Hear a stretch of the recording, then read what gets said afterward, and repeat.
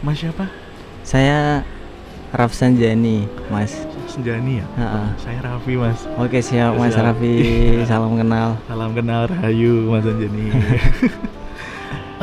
Mas Anjani di sini customer kah atau gimana mas? Bukan, saya karyawan. Oh, Kuli. maaf saya nggak pernah lihat. Maaf saya nggak lihat ID cardnya.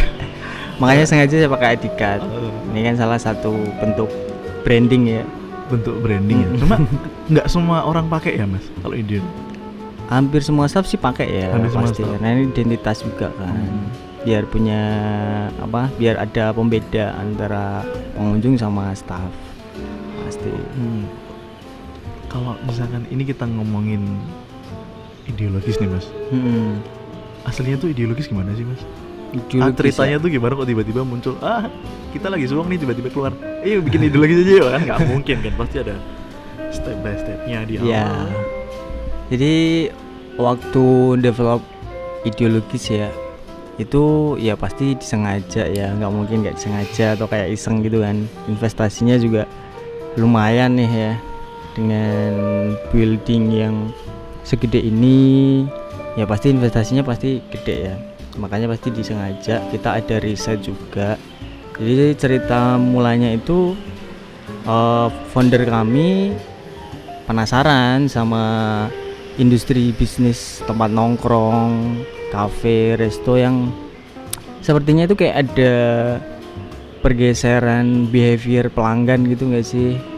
Jadi di Semarang sendiri itu sekitar tahun 2014 sampai 2018 itu kan ke entertainment kayak kafe, terus klub, resto itu kan masih terbatas ya, dan dikuasai sama mungkin hanya circle tertentu gitu kan.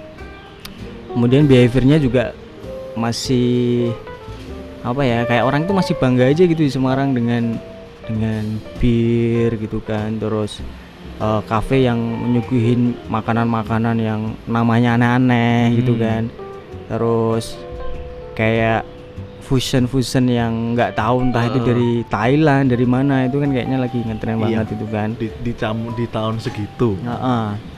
Habis itu sekitar 2018 kita perhatiin itu kayak ada penurunan populasi pengunjung kita gitu loh di bisnis, di brand kita yang satunya.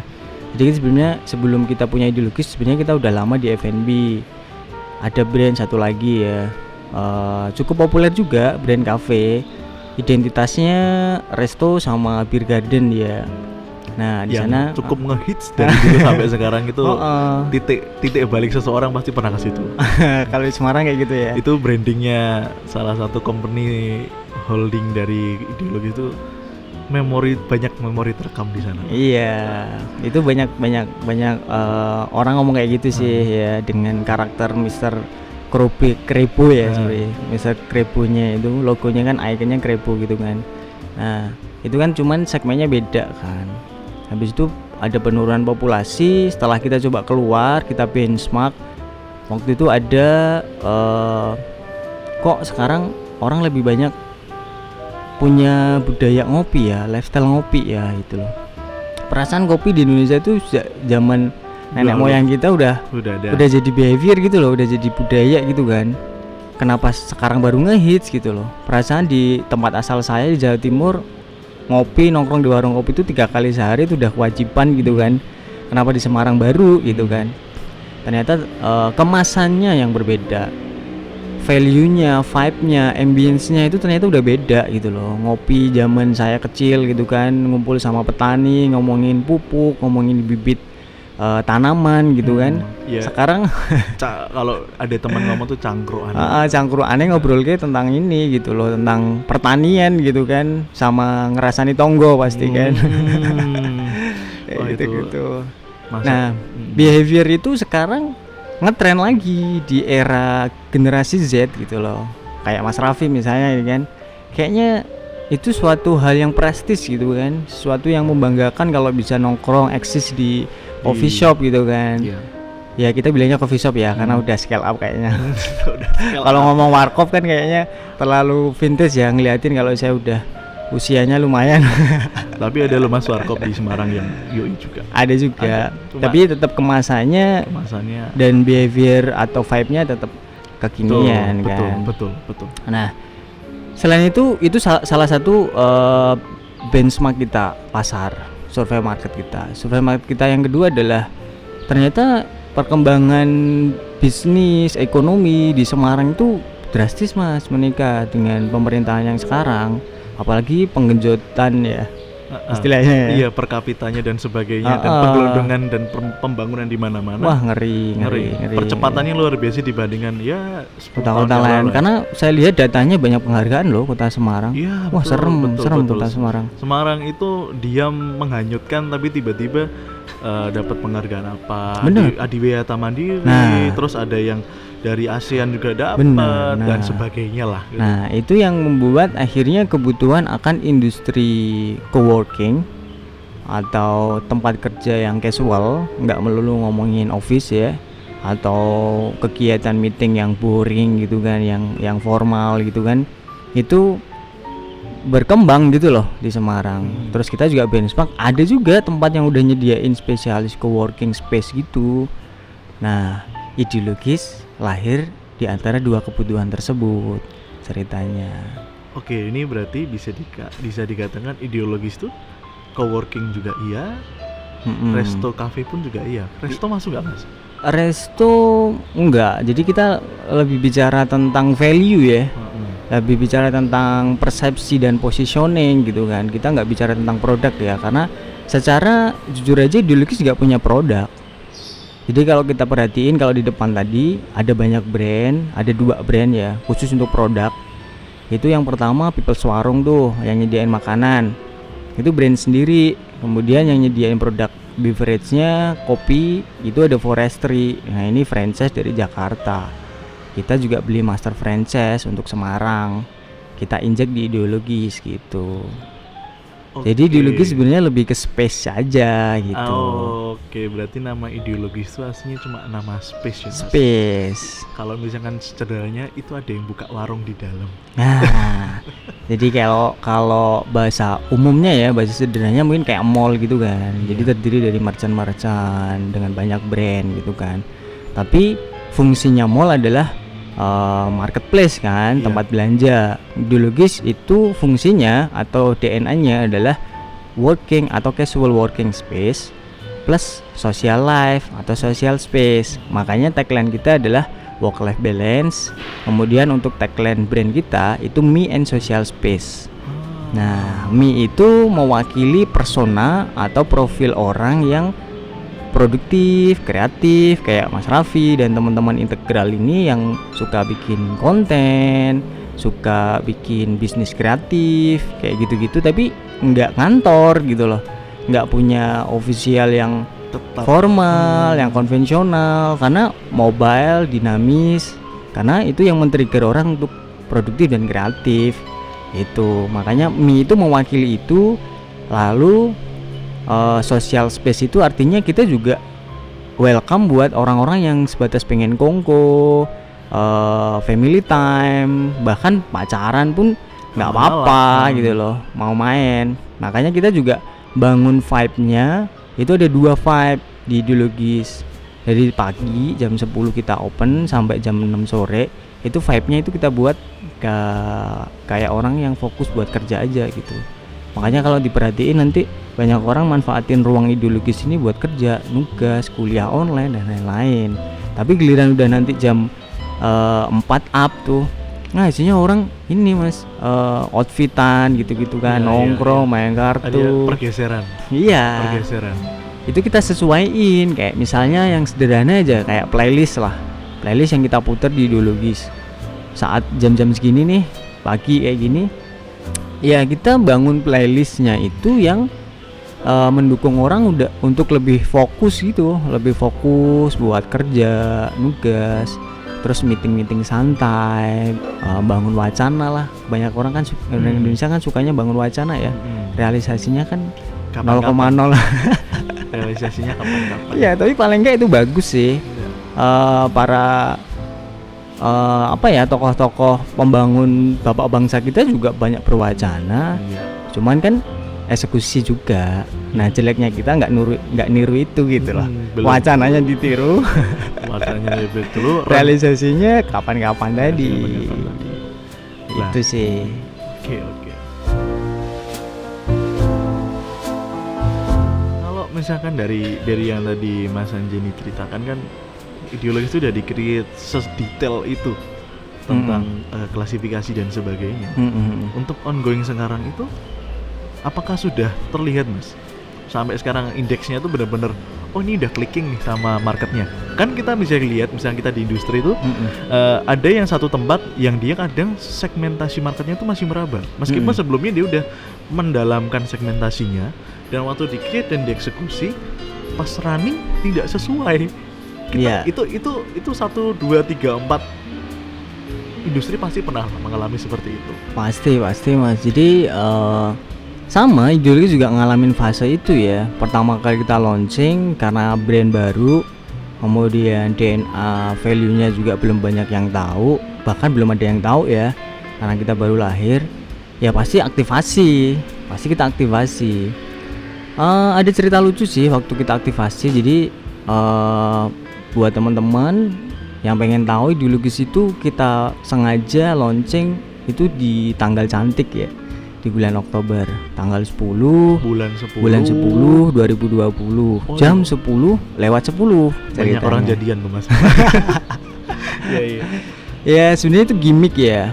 Lalu salah satu event aktivasi brand kita atau branding activity kita adalah H-3 sebelum kita launching, kita ngundang 150 orang. Itu terdiri dari komunitas emak-emak, jadi ibu-ibu PKK, komunitas arisan, grup WA dan lain yang kita milikin, yang tim kita banyak punya, itu diundangin semua. Kita invitation, kita undang mereka untuk makan gratis ceritanya. Kenapa gitu? Karena lagi-lagi kita ngomongin efek viral ya. Nah, orang yang paling vokal di Indonesia itu ya cuman wanita dan mama. Dan itu murah gitu, nggak perlu sewa artis, selebgram, influencer yang mahal. Nilai yang dikonversikan untuk makan itu lebih worth it daripada nyewa sangat satu selebriti. Satu selebriti paling berapa puluh, berapa belas, berapa ratus ya. Dan itu mak paling total jujur ya. Ini buat bocoran aja, siapa tahu ada teman-teman owner bisnis yang mau pakai strategi yang sama.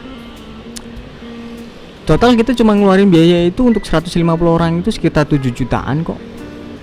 Dan kita delivernya pakai produk aja gitu. Wah itu excited banget. Akhirnya apa? Karena kita yakin kita punya value dari sisi desain interior sama berkah Tuhan ini, view kota Semarang, ya kan? Aku yakin mak-mak ini akan gatel kalau dia nggak ngomong gitu kan, nggak pamer, nggak selfie, nggak ngomongin tetangganya gitu kan, padahal gratisan gitu kan. Ngomongnya wah dandanya maksimal semua Mas. Mas Anjani jujur ini saya nggak expect sama sekali. Iya. Oke, terus gimana Mas habis? Rame Mas, seru. Jadi kan agak kontra ya. Kita bilang ini working and social space gitu kan. Itu aku mau tanya itu kan? Nah, coba nantilah aku pending dulu lah gitu kan. Kita ngomong kalau kita itu working and social space, maka harusnya target market kita adalah orang-orang yang tadi kita sebut gitu loh, orang-orang yang butuh ruang untuk kerja, meeting gitu kan. Terus malamnya baru orang-orang yang pengen nongkrong dengan outfit terbaiknya gitu kan. Dan kebanyakan pasti anak muda gitu kan. Kenapa ini strategi aktivasinya pakai emak-emak gitu kan? Ya nggak apa-apa. Ini namanya awareness strategi gitu loh. Awareness strategi kita bisa manfaatin siapapun yang punya corong gitu loh. Yang corongnya banter ya kan, towanya kenceng gitu-gitu. Karena tujuan kita cuma awareness. Nanti kita filtering lagi gitu loh. Makanya seru banget Mas. Akhirnya orang kesini tuh, mak-mak kesini tuh ngapain coba? Selfie, pamer-pamer. Akhirnya apa? Semua dia posting ke Facebook ya. Kalau mama masih familiar sama Facebook ya. Facebook sama WhatsApp itu nomor perang ya, tools kan? Perang nomor 1 lah gitu. Habis itu pasti dan kerennya adalah mama itu juga familiar sama Instagram. Ya kan? Even cuman story ya kan? Even cuman dia bisa ngonten ala kadernya, tapi kan followernya banyak karena temennya banyak. Teman anak-anaknya, teman suaminya gitu kan. Kadang akun suaminya dia pegang gitu. dan itu boom banget gitu loh. Jadi saya pikir itu adalah salah satu titik pencapaian kita untuk bangun awareness di awal.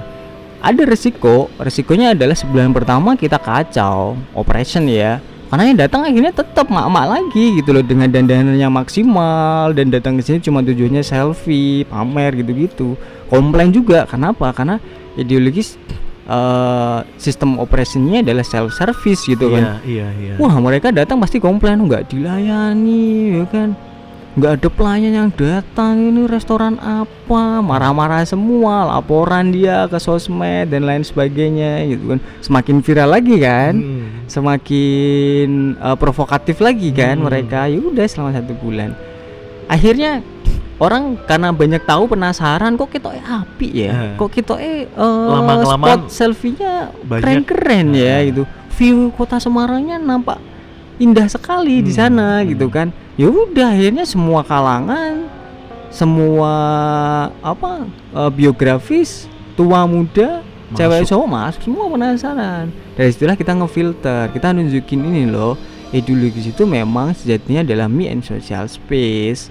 Jadi tempat orang-orang yang hanya untuk kerja di siang hari, yang casual ya, yang nggak konvensional atau formal. Lalu kamu bisa having fun atau play hard ketika kamu sudah selesai work hard gitu kan.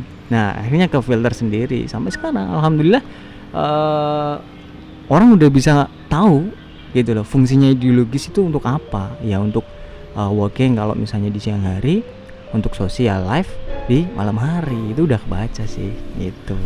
Oke. Ini banyak pertanyaan tercuat, cuma nggak tahu ini bisa keluar semua atau enggak.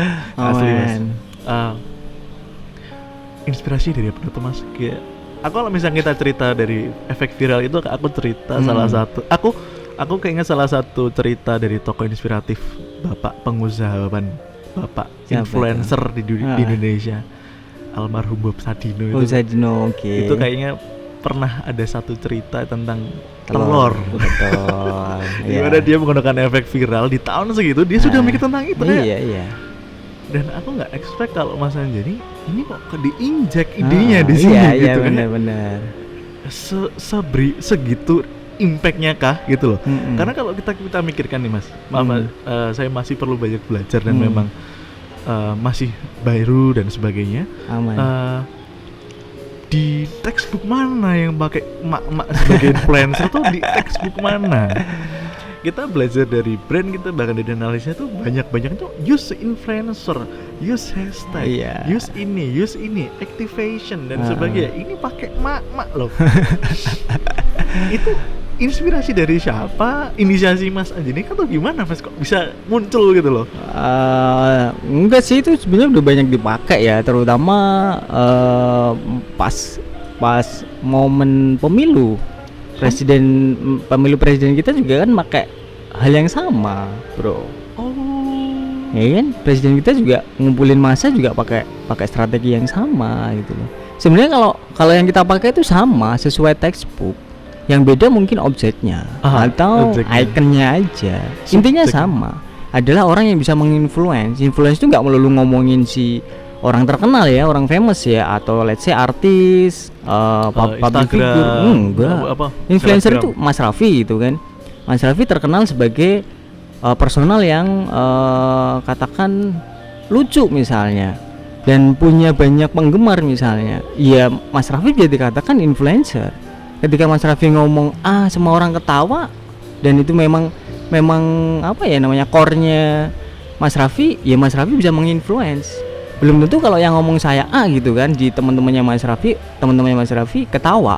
Artinya saya nggak punya kemampuan menginfluence gitu loh. Jadi kalau kita ngomong sesuai textbook, pasti Mas, kita tetap sesuai textbook. Masalahnya adalah influencernya itu yang siapa gitu kan. Intinya setiap orang yang punya kemampuan untuk menginfluence, mempengaruhi orang lain, ya dia kita sebut influencer. Itu sih. Jadi nggak yang spesial juga. Kalau inisiasi tiba-tiba keluar, maaf Mas, kok bisa keluar ibu-ibu Mas? Itu inisiasinya Mas Anjani dan tim atau gimana? Iya pasti ya, itu masukan dari banyak orang. Jadi kebetulan kan salah satu founder kita juga cukup famous ya di kalangan mak-mak ya. Jadi menurutku waktu itu, kalau misalnya kita anak muda ya, pasti kita kayak yang kontra ya. Kontra. Ngapain gitu loh, biasanya kan aku pakainya cewek-cewek gitu loh, yang seumuran, kan target market kita itu gitu loh. Iya, kalau misalnya kita mau positioning, tapi kalau kita mau awareness, segala cara boleh dilakuin sih. Segala cara halal untuk dilakukan. Halal, tapi tetap halal gitu loh, nggak terus kayak, kan banyak orang hanya untuk bisa mendapatkan perhatian. Jadi kalau dulu kita kenal 4P ya kalau di Product, teknik price, product, price, place, promotion. Artinya dulu banyak orang itu berbicara tentang produk di promosinya. Dulu namanya komunikasi pemasaran. Kalau saya masih kuliah tahun 2007 saya kuliah jurusan manajemen, konsentrasinya marketing, diajarinya komunikasi pemasaran. Nah, sekarang udah bilangnya branding atau brand activation. Kayak gitu kan. Iya, branding tuh masih up beberapa tahun akhir ini loh, Mas. Ya, iya. Kata ngulik dari Pak Subiakto ya. Istilah brand itu baru populer di tahun 90 sih, gitu loh. Jadi ya wajar karena memang ekonomi digital sama ekonomi 1.0, 2.0 itu masih banyak bicara tentang produk. Kalau sekarang lebih banyak bicara tentang konsumen, value, behavior. Jadi kalau kita bikin produk seenak apapun, kalau nggak sesuai sama karakter atau kemauan konsumen, orang juga nggak mau beli gitu loh. Atau kita nggak, jadi kayak misalnya Mas Raffi nih, let's say Mas Raffi ke saya mau jualan apa misalnya kopi misalnya, saya akan melihat Mas Raffinya atau kopinya yang menjual pasti. Nah, kalau misalnya yang lebih menjual Mas Raffinya, maka saya akan beli kopinya Mas Raffi karena Mas Raffi, bukan karena kopinya. Artinya nggak penting lagi produk, bukan nggak penting ya, tapi bukan nomor number one lagi gitu loh untuk saat ini gitu loh. Itu sama ideologis tadi kan kita bilang ideologis nggak punya produk, tapi orang datang ke sini nggak konsumnya kemana? Ke PW, ke People's Warung atau Forestry. Orang juga nggak banyak tahu ada People's Warung atau Forestry. Orang tahunya ke sini kemana? Ke People's Warung, ke Forestry atau ke ideologis? Ke ideologis. Jajannya ideologis, Forestry, People's Warung. Jajannya apa? People's Warung sama Forestry. Nah, jadi produk bukan nomor satu kan? Orang datang ke ideologis dulu kan? Iya. Entah value ideologis tentang yang ditangkap orang itu ruangannya, interiornya, vibe-nya, ambience-nya, properti furniture-nya, atau ada temen karyawannya, apapun itu ya bisa membuat orang memutuskan untuk membeli. Lah value itulah yang kita explore di ideologis. Jadi bukan produknya. Coba deh diperhatiin Instagram ideologis, nggak pernah ngomongin produk. Iya. Itu. Iya. Itu salah satu contoh sih. Iya. Saya ya itu karena tren yang sekarang ya Mas. Kita bisa lihat berapa banyak ratusan coffee shop atau F&B pemain F&B di sana tuh udah pakai konsultan untuk sosmed dan sebagainya. Ya, aku kayak lihat kok nggak hidup ya. Saya sebagai maksudnya pelaku industri yang belum industri banget. Saya sebagai dulu salah satu anak kekinian zaman dulu. Itu lihat apa namanya foto yang cuma dipajang dan sebagainya, jujur buat aku pribadi nggak menjual Mas. Iya. Kayak meskipun itu tempatnya bagus dan sebagainya tapi kalau nggak ada traction di dalamnya atau nggak ada keinginan yang kuat untuk datang itu mau Mas. Makanya harus ada call to actionnya, harus ditentuin ya. Jadi kalau kita bicara bisnis, pasti kita akan tahu sebelum kita develop sebuah bisnis, pasti kita akan nentuin core-nya, DNA-nya, persepsi yang pengen disampaikan ke orang gitu kan. Dan kalau mencari persepsi ya kan, berarti harus bicara dari angle target.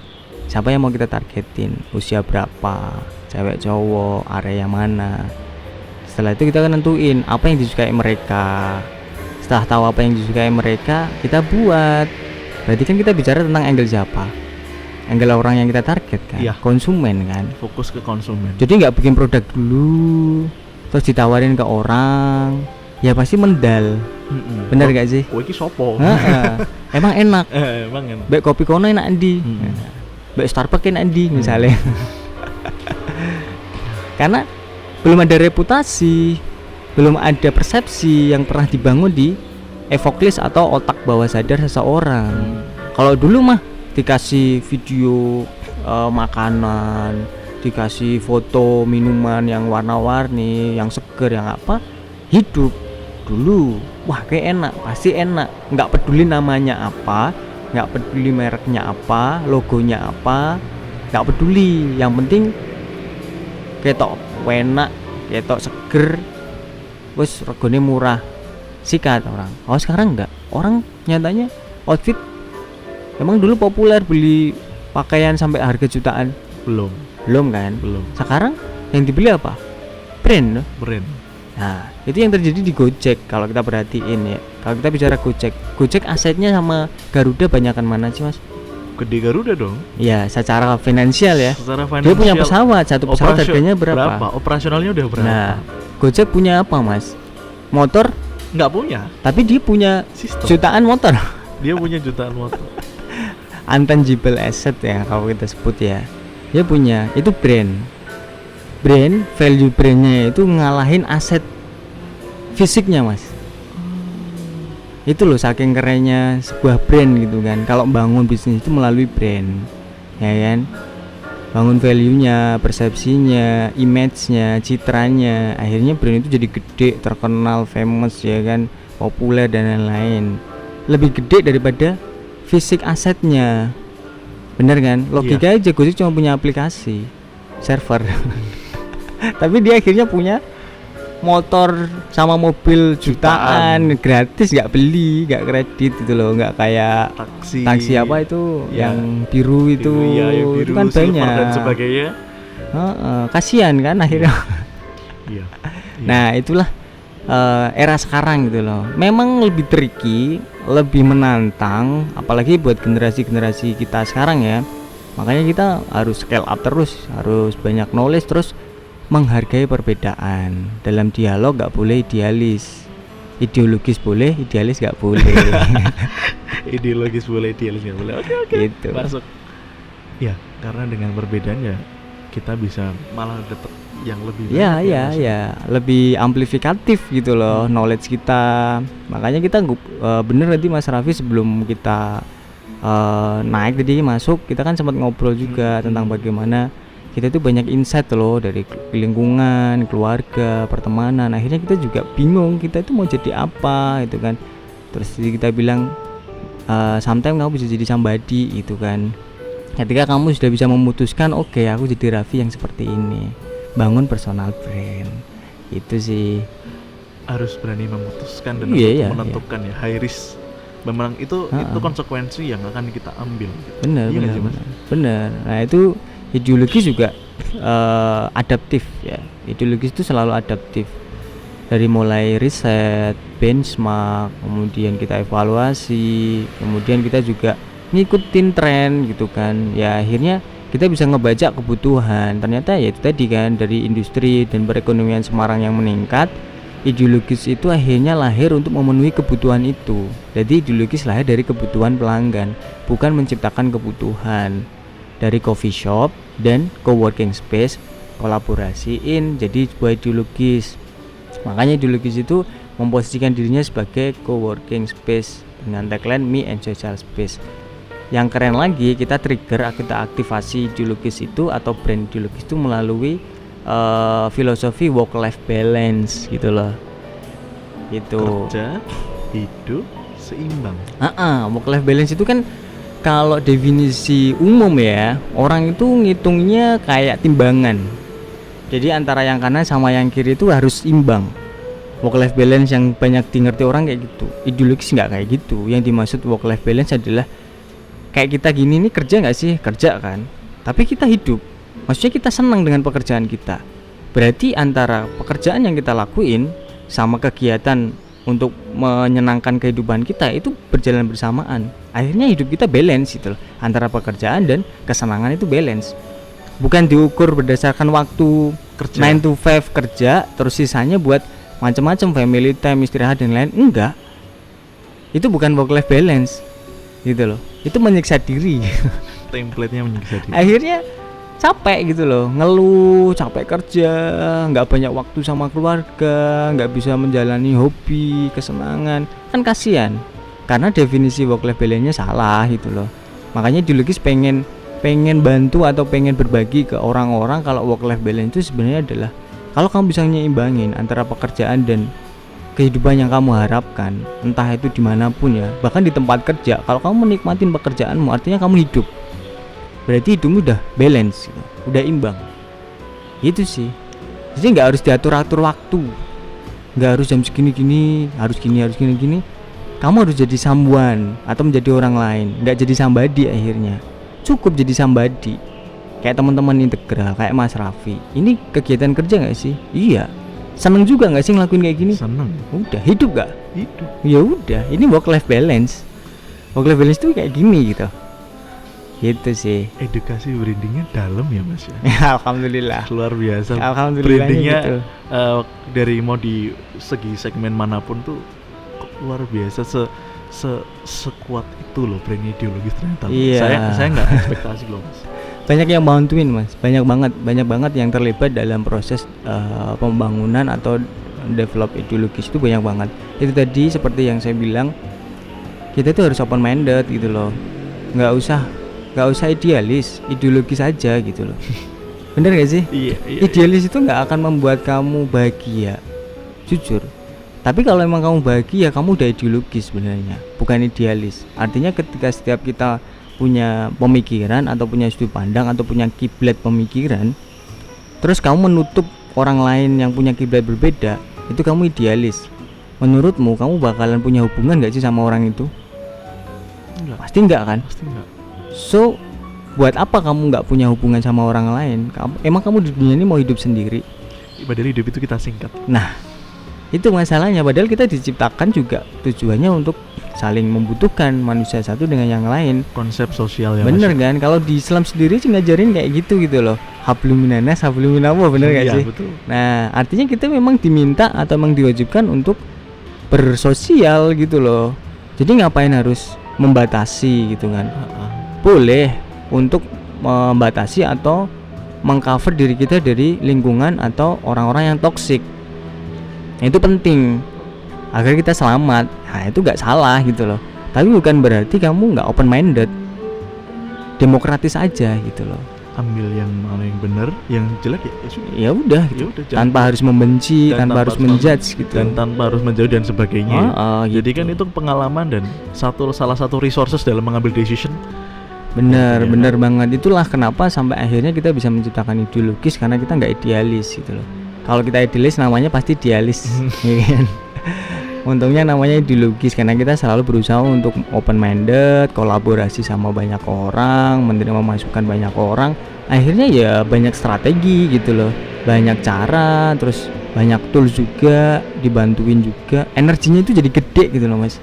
Termasuk sama Integral, sama Mas Raffi, ini adalah kegiatan selanjutnya gitu loh. Sinergi yang betul, yang nanti ongoing terus. Karena visinya ideologis sendiri adalah mampu menciptakan environment atau lingkungan hidup yang produktif, kreatif, gitu-gitu. Benar. Itu visinya. Gitu. Kalau kita ngomongin jualan, ya loyalitas customernya udah mulai dibangun dari hal itu. Benar. Tapi ya ada nggak melulu hal yang bagus juga ya. Dengan strategi atau langkah yang dipakai ideologis juga banyak kekurangan ya. Salah satunya ya dari cash flow. Jujur aja cash flow kita juga akhirnya kurang optimal gitu loh. Karena lagi-lagi ideologis gak jualan apa-apa. Ya itu tadi, banyak orang datang karena ideologis, tapi ideologis gak jualan apa-apa. Logika aja, cash flow-nya dari mana? Kan gitu. Iya. Benar gak sih? Kalau misalnya kita ngomong brand franchise itu berapa persen sih gitu kan kita. Apalagi kayak brand PW sama Foresti juga bukan holdingnya. Bukan. Ideologis juga gitu. Ya itu memang satu grup sama kita, tapi mereka punya rumah tangga sendiri gitu. Jadi cash flow-nya masuk mereka gitu loh, bukan masuk ke ideologis gitu kan. Iya. Nah, logikanya ideologis membiayai OPEX-nya, ya kan? Biaya operasionalnya dari mana gitu kan. Nah, itu lagi-lagi kita secara internal juga akan berkolaborasi gitu. Akan memperhitungkan itu karena lagi-lagi orientasi kita tetap bisnis ya, bisnis oriented itu pasti. Bukan money oriented ya? Ya tetap money oriented. Aku sempet gesrek ya antara bisnis oriented dan money oriented loh, Mas. Sama aja sih menurutku. Sama ujung-ujungnya kan pengen dapat duit toh. Ya berarti kan platformnya bisnis, hasilnya duit. Oh gitu. Bener kan? Ya, betul, jadi betul. intinya kan money oriented kan. Itu. Nah, itu ada kelemahan juga kalau ada orang yang mau develop bisnis kayak gini. Kelemahannya salah satunya juga cash flow juga ada sedikit masalah gitu loh, optimalnya kurang gitu kan. Makanya kita juga masih terus develop gitu loh, masih terus riset bagaimana caranya biar aman juga dari sisi cash flow, agar operasional kemudian BEP itu kan balik modal juga bisa kita penuhin gitu loh. Karena lagi-lagi ini juga bisnis, nggak melulu ngomongin tentang social activity ya, tapi ini adalah business activity. Pasti yang paling penting juga finance, cash flow. Nah banyak lah, masih banyak PR lah, ideologis juga gitu. Tapi luar biasa loh Mas, maksudnya kalau dari tadi tuh kita ngomongin ideologi tuh. Padahal sebelumnya aku ngobrol sama orang tuh yang dibahas tuh orangnya dulu. Yang kita bahas adalah personality-nya. Personal brand-nya ya. Oh, kalau saya kan enggak punya personal brand yang bagus, Mas. Enggak orang famous gitu. Bukan begitu. Monggo. Apa sih Mas maksudnya yang mendasari Mas Senjani untuk masuk ke industri ini? Oke, berarti ini udah ngomongin saya ya? Iya dong. Ini ideologis luar biasa, udah dapat banyak, dan saya pun juga udah luar biasa teredukasi banyak Mas tentang ideologis. Kalau ngomong masih bingung sama ideologis, yuk kita tag berapa kali pun ayo gitu loh. Masih banyak yang bisa digali ya. Iya. Yang kita bisa sharing juga sama teman-teman yang lain. Kita asik kok gitu. Oke. Berarti kalau kita ngomongin saya sendiri ya, posisi saya paling ya yang perlu saya jelaskan gitu kan buat teman-teman. Saya sendiri kan di sini statusnya kuli ya. Untuk bagian mikir gitu kan. Peras otaknya. Lebih kayak gitu, spesifik sih kita bicara tentang branding sama marketing activity. Nah itu tanggung jawab saya di grup ini gitu loh, dengan membawahi beberapa brand dalam satu grup. Semua bidangnya F&B ya kan. Kalau saya sendiri cukup lama, mungkin join di grup ini tuh udah 5 tahunan gitu kan. Dan juga udah sempat berganti-ganti beberapa posisi ya, dari mulai pegang operation, jadi kayak manajer outlet itu, ngurusin mulai dari SDM, alur operasional dan lain-lain. Habis itu tertarik sama event activity yang biasa diadain sama vendor gitu kan.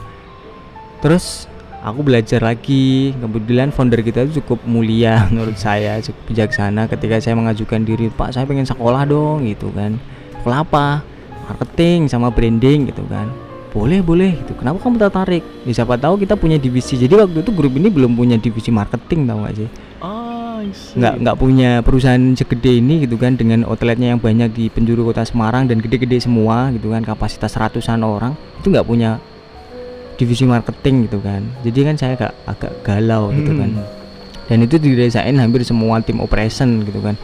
Gimana nih mikirin strategi pemasaran, strategi positioning atau branding, kok malah orang operation. Orang operation itu cuma jalanin kegiatan sales sama operasional sehari-hari, kok malah suruh bikin strategi gitu kan. Tapi saya tertarik di situ, punya basic ilmunya juga di situ, terus pengen pendalaman. Akhirnya dibiayain lah gitu kan, ikut workshop, e-course dan lain-lain. Bersyukur banget founder kita itu mau investasi ke orang gitu loh, salah satunya ke saya gitu loh. Nah bentuk terima kasih saya karena udah dikasih trust gitu kan, dengan menginvestasikan dananya untuk membuat saya pintar istilahnya. Untuk mendapatkan ilmu ya, saya mencoba untuk mengaplikasikan ilmu itu gitu kan semaksimal mungkin. Nah itu posisi saya di sini gitu. Alhamdulillah berkembang, akhirnya kita bisa develop nggak cuma satu brand, dari mulai yang cafe sebelumnya Mr. K ya, Mr. Crowell, terus habis itu kita develop franchise forestry, habis itu kita develop ideologis sama People's Warung, dan masih banyak project lagi coming soon gitu kan. Kita masih punya satu tempat lagi di Kedung Mundu yang bekasnya Mr. K, kita belum bisa operasional, dampak pandemi belum bisa pulih. Rencananya juga kita, ini bocorannya pengen kita bangun brand baru sih, dan positioning yang baru juga. Di reset ulang, diganti factory reset dulu, dan nanti runningnya enak. Gitu Mas. Jadi alhamdulillah ini kita punya divisi sendiri untuk khusus branding sama marketing yang bisa fokus untuk menyusun strategi, kemudian mapping gitu-gitu kan, termasuk aktivasinya gitu kan. Kita punya tim sendiri, tapi tetap resource-nya masih banyak keterbatasan, makanya nggak lepas atau bukan mustahil kita akan terus berkolaborasi. Salah satunya yang mungkin bisa sama Integral ini gitu. Itu sih.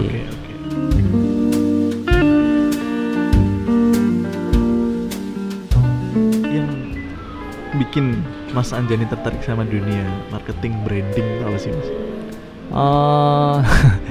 Sebenarnya karena menurut saya ini sadar diri kalau saya itu orang yang malas sekali gitu. Dilema anak-anak. Saya pun juga. Saya itu orang yang kok malas banget gitu ya. Waktu saya jadi kepala outlet gitu, jadi manajer gitu di operation gitu ya, selalu bikin cara atau bikin tools agar sekali kerja untuk bisa cover pekerjaan saya selama 1 bulan gitu misalnya. Jadi sisanya itu saya leha-leha, nyantai-nyantai, ngono kayak lo. Iya. Jadi itu awal mulanya saya tertarik sama kegiatan branding marketing strategis. Karena menurut saya outputnya itu bisa long term atau banyak, tapi proses produksinya atau proses kerjanya itu cuma sebentar gitu. Iya. Contoh ini Integral nih. Integral bikin video paling kan untuk output 6 episode sampai 10 episode aja dia produksi paling bisa aja diajar dalam 1 hari, bener gak sih? Bisa. Ya kan? Dalam 1 hari itu langsung 10 narasumber gitu kan, 10 konsep, ya kan, konten gitu kan, banking semua, footage gitu kan, mentah seret, dalam 3-4 hari editing semuanya, udah, terus dalam 1 hari posting semuanya. Kerja cuma berapa hari? 5 hari kerja. Outputnya bisa bertahun-tahun, nggak hilang-hilang, bener gak sih? Iya. Nah, itu awal mulanya yang mendasari aku tertarik gitu loh sama bidang ini gitu loh, karena cara kerjanya kayak gitu. Dan yang kedua, aku seneng diskusi, seneng ngobrol, seneng sharing, terus mikir gitu loh. Kebiasaan orang malas tuh nggak tahu ya, aku ngerasa malas banget. Jadi sekalinya itu pokoknya disuruh kerja itu mikir gampangnya gitu loh, mikir paling efektif dan efisiennya gitu loh. Jadi golek alat atau bikin alat sing autopilot gitu. Di operasional juga cara saya kerja dulu ya kayak gitu loh. Saya punya beberapa leader per divisi gitu kan, saya bikin satu tools gitu kan, terus mereka saya edukasi, saya ajari, udah mereka yang jalan gitu pakai tools itu. Dan saya cuma ngawalnya pakai tools, saya cuma lihat data output gitu setiap bulan pencapaian mereka. Misalnya nih strateginya saya bikin template greeting untuk touchment ke pelanggan, bangun engagement ke pelanggan gitu kan. Dari saya mikir keras tuh 1 hari 1 malam gitu kan, bertapa cari referensi gitu kan, gimana caranya biar cara greeting anak-anak itu bisa standar gitu kan. Udah aku mikir kayak gitu. Habis itu aku edukasi, terus aku bikin kayak semacam kaizen gitu kan, biar ada repetisi, biar jadi habit. Nah udah kerjanya seminggu, praktek terus, ulang sampai itu sudah jadi kebiasaan. Setelah jadi kebiasaan, autopilot kan, otomatis kan dia jalan. Ya udah, setiap kali ada pengunjung datang, greeting otomatis yang keluar. Sama gampangnya kayak kita masangin kancing baju yang nggak perlu mikir. Nah, saya itu selalu berusaha untuk bikin tools kayak gitu. Itulah kenapa saya tertarik banget, atau saya ngerasa ini cocok gitu loh. Mikirnya sekali, ngenteng, bertapanya, ya kan, researchnya dan lain-lainnya. Habis itu jadi udah jalan autopilot sendiri. Nah, kayak gitu-gitu. Jadi enak, kita nggak kerjanya itu kayak 9 to 5 terus ngelangut dikejar target, terus office hour, terus harus ada acara makan siang, harus ada acara sharing season, curhat-curhat masalah banyaknya pekerjaan yang numpuk, laporan, rekapan kayak gitu-gitu kan. Aduh, kayaknya nggak aku banget gitu loh dengan pribadi yang pemalas ini gitu loh. Ya udah, akhirnya aku lebih senang ke hal-hal yang kreatif sih gitu. Oke. Itu sih. Ini ilmu baru, banyak banget ilmu berarti yang saya terima dari. Oh ya, alhamdulillah. Banyak. Kalau dapat ilmu alhamdulillah. Lakunya ya dapat apa nih? Mohon maaf Mas. Karena gini mana ya? Sekarang itu banyak jurusan atau banyak pekerjaan itu misalkan gitu. Saya misalkan dari DKV nih. Saya nggak diajarkan core bisnis sampai segitu, saya nggak diajarkan Mas. Padahal menurut saya tools kita di DKV itu untuk support itu gitu loh. Benar. Tapi saya selalu merasa bahwa aku kira gelem jadi desainer mau dikongkon gitu loh. Aku tuh nggak mau jadi fotografer yang ini nanti take foto ini ya. I'm not that kind of people loh Mas. Lebih senang yang tak unggah. Mungkin karakteristiknya hampir sama kayak Mas Anjani. Aku tak golek konseptor ya. Konseptor dan lari ke atas dulu. Gawe isnya garap. Benar. Kelar. Ya. Dan ya itu nggak semua teredukasi tentang itu gitu loh Mas. Nggak banyak textbook yang ngajarin kayak gitu ya. Nggak banyak. Satu nggak banyak textbook, kedua adalah mindset atau idealis yang sudah dibangun dan ditanamkan tuh bukan seperti itu. Itu juga bisa jadi pengaruh sih. Makanya buat saya tuh kadang orang mikir nggak melulu tentang duit, nggak melulu tentang bisnis, nggak melulu tentang finance. Tapi saat kita dapat resources atau dapat knowledge, itu udah A1 long lasting. Benar. Itu investasi yang nggak akan hilang. Benar. Nggak apa ya, istilahnya sepakat sih sama Raffi ya kalau misalnya punya mindset kayak gitu ya. Tapi penting juga kadang kita juga selalu dalam prosesnya itu harus tetap realistis ya Mas ya. Kalau saya ngutip perkataan Yoris Bastian, salah satu tokoh favorit saya juga, dia Yoris Bastian, tahu ya, dia punya rekor buat jadi GM Hard Rock Cafe termuda se-Asia ya. Dan kemudian dia backnya di Hard Rock ini Indonesia gitu, Jakarta kalau nggak salah. Sekarang dia punya kreatif konsultan, bisnisnya dia namanya kreatif konsultan, namanya OMG brandnya. Itu keren banget. Saya cukup ngefans juga sama Yoris Bastian. Saya sering dengerin podcastnya juga di aplikasi-aplikasi itu. Nah, kalau saya ngutip perkataan dia yang menurut saya itu penting banget ya, agar kita bisa tahu mana saatnya kita realistis, kapan saatnya kita idealis. Jadi analoginya kayak gini Mas, ada istilah out of the box, bener gak sih? Itu familiar banget kan ya. Anak-anak sekarang banyak yang pakai, wah kalau cari ide out of the box dong gitu. Malah ditambahin, harusnya nggak cuman out of the box gitu. Kalau kamu nyari ide, kalau kamu nyari idealis gitu loh, kamu bahkan harus without the box gitu loh. Harus nggak pakai kotak kalau kamu cari ide. Kalau pengen cari ide, kreativitas dan lain-lain, nggak usah pakai kotak, ngapain gitu loh. Kalau out of the box kan masih ada kotaknya nih. Udah ini without the box gitu. Kalau nyari ide itu sudah nggak ada batasan gitu loh. Liarkan saja. Cuman satu hal, ketika kamu mau eksekusi, ya kan, setelah nemu nih mau eksekusi, tetap inside the box. Artinya tetap realistis. Bisa dicapai nggak? Menghasilkan cuan nggak? Relevan nggak? Doable nggak? Banyak resource-nya cukup nggak? Dan sebagainya. Proses eksekusi tetap harus inside the box. Makanya orang itu harus tetap realistis. Dari kalimat itu tak jadiin prinsip gitu loh Mas. Proses eksekusi tetap realistis. Nyari ide boleh, out of the box, without the box, itu boleh, bahkan penting gitu loh. Jangan dibatasin. Tapi kalau udah mau eksekusi, ya harus realistis. Resource-nya ada enggak, relevan atau enggak, profitable atau enggak, doable atau enggak, mampu enggak gitu loh. Tetap harus diukur. Nah, kadang banyak orang yang akhirnya juga menyalahkan itu gitu loh. Jadi saya sendiri pun belajar juga. Dulu saya sempat mikir juga Mas, konseptor after creative brief gitu ya, setelah punya konsep, ide ketemu, konsep ketemu, kasih gitu kan, kasih ke tim. Ya udah, saya pikir pekerjaan saya selesai. Ternyata outputnya nggak sesuai semua gitu kan. Terus saya marah-marah gitu sama tim, marah-marah, piye ini gitu, nggak sesuai. Ternyata dalam proses eksekusinya ada yang miss gitu loh. Tentang tim kita yang belum memahami value-nya, ya kan, konten pilarnya, key message-nya, ya kan, output yang kita harapin itu yang belum dipahami. Karena ternyata setelah aku tanya kenapa kok nggak bisa gitu kan, teman-teman jawab, lah kan propertinya nggak cukup mas, nah mas anggarannya juga nggak dihitung mas, kemarin niatnya kayak gini tapi ternyata harganya naik mas properti, wah modelnya talentnya naik mas, dan sebagainya gitu loh.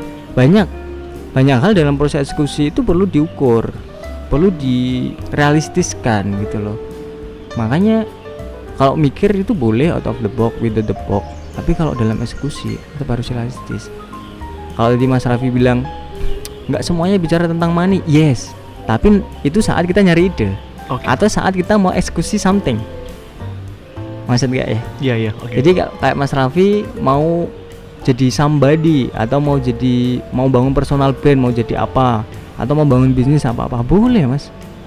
Wah ini kegiatan ini gitu loh, ini event sosial gitu loh, event sosial, jadi nggak melulu ngomongin ngajakin orang untuk nggak profitable atau nggak money oriented itu berat mas, jangan. Jangan, sama sekali jangan. Tapi kalau ngomongin ide boleh mas, kita nggak ngomongin sama sekali tentang money oriented, profitable dan sebagainya. Tapi proses eksekusi ada air mineral yang harus kita minum saat kita penggalangan dana, even itu charity loh, meskipun itu kegiatan amal kan, tetap ada biaya yang harus kita keluarin. Makanya kita harus hitung. Terus keuntungan apa? Benar, keuntungan itu nggak melulu ngomongin uang. Iya nek dia merasa untung. Contoh kayak kita podcastan kayak gini, untungnya buat saya apa sih gitu? Wong saya nggak dibayar sama integral gitu loh. Ya iki ngandani wae. Iya. Soalnya kita bahasnya daging gitu kan, sombong kayak bosman gitu ya. Seolah-olah objek kita itu daging semua itu, ilmu yang berfaedah gitu ya. Iya. Tapi mbak faedah mbak orang. Baru bisa tahu kalau diterapkan mas. Apa? Kalau baru bisa tahu kalau udah diterapkan dan udah terukur. Iya. Itu baru daging. Tetap. Ya kadang orang juga saya pernah itu ada strategi pemasaran yang keren juga, seorang motivator gitu kan, dia jualan seminar gitu, wah mainnya gitu, isinya daging semua, 1 jam ngikutin seminar online nggak akan sia-sia dan lain-lain gitu. Ya daging atau nggak daging itu tergantung need ya. Kalau saya ternyata butuhnya bukan omong kosong gitu kan, bukti nyata gitu kan, bukti transaksi, terus bukti transfer dan lain-lain gitu, cash flow. Ya, menurut saya jadi bukan daging lagi gitu loh. Tapi kan ada juga orang yang mungkin anggap wah iya benar-benar dengan situ pemikiran saya terbuka, wah bahasanya sederhana, mudah dimengerti, akhirnya saya tahu akan melakukan apa, ya kan. Setidaknya dia sudah melakukan sesuatu meskipun baru di kepala. Terus orang itu menganggap itu sebagai sebuah value atau daging tadi, ya nggak apa-apa gitu loh. Gitu sih. Jadi macam-macam ya. Yang penting kita open minded aja. Yang penting open minded, siap menerima masukan, open minded. Ya itu tergantung yang kita terima itu aslinya mau dilakukan atau tidak itu terserah. Bener. Tapi saat kamu udah tahu, seenggaknya kamu udah aware tentang itu. Karena ada 5A. Kalau kita mau mengkomunikasikan sebuah bisnis atau mengkomunikasikan sebuah brand. Jadi yang pertama kita harus membangun awareness dulu. 5A. Yang pertama awareness. Orang tahu dulu, orang melengok dulu, ya kan? Orang nengok dulu, orang mendelik dulu, melotot dulu kan? Itu awareness dulu. Belum tahu itu apa, siapa, di mana, berapa, bagaimana, nggak penting. Yang penting aware sih, bener nggak sih? Ya. 5A. Yang pertama aware. Kemudian A yang kedua adalah appeal gitu, ketertarikan. Ketika orang sudah aware, orang tertarik atau enggak? Nah, udah apa ki? Kok lucu gitu? Kok seru? Kok enak? Kok murah? Apapun kalau itu actionnya, apapun yang bisa men-trigger orang untuk akhirnya tertarik, membuat orang tertarik, ya orang sudah kena 5A kedua, ketertarikan, apple. Habis apple dia as, dia pasti akan nanya. A yang ketiga, ini apa? Ini berapa? Ini di mana? Gimana cara belinya dan lain-lain gitu kan. Sudah as, ya kan? Ada promo atau enggak gitu kan? Dah, A yang ketiga. Kemudian A yang keempat itu action, act, ya kan? Orang sudah akan melakukan kegiatan, benar gak sih? Nah itu action, karena sudah pertama aware, tertarik, habis itu orang tahu, terus orang tertarik, terus orang nanya, terus orang action bisa beli, ya bisa datang dulu, bisa survei dulu dan lain-lain. Udah action lah istilahnya gitu. Baru A yang terakhir yaitu advokat. Karena orang udah dapat experience, orang bisa menjadi pembela. Kalau Pak Bi bilang itu namanya sudah jadi evangelis, sudah jadi loyalis, ya kan? Udah Spartan banget belain brandmu. Wah, kopi paling enak kopi Raffi. Raiso. Gone dul sing enak iki. Ora gone Raffi. Ngawur, Raffi ki kebab. Ora kopi.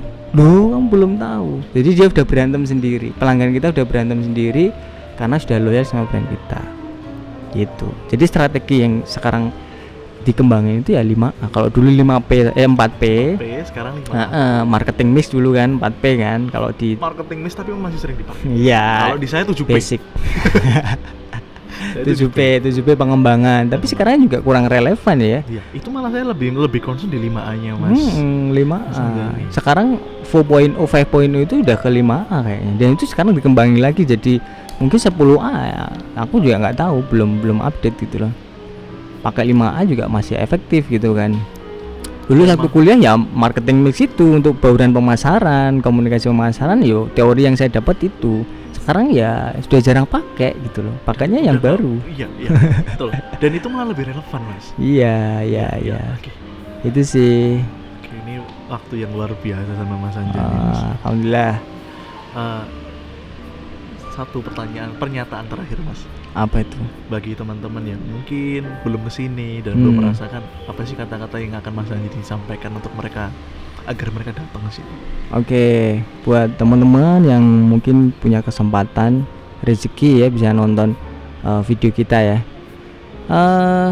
Cobain aja dulu ke ideologis ya kan.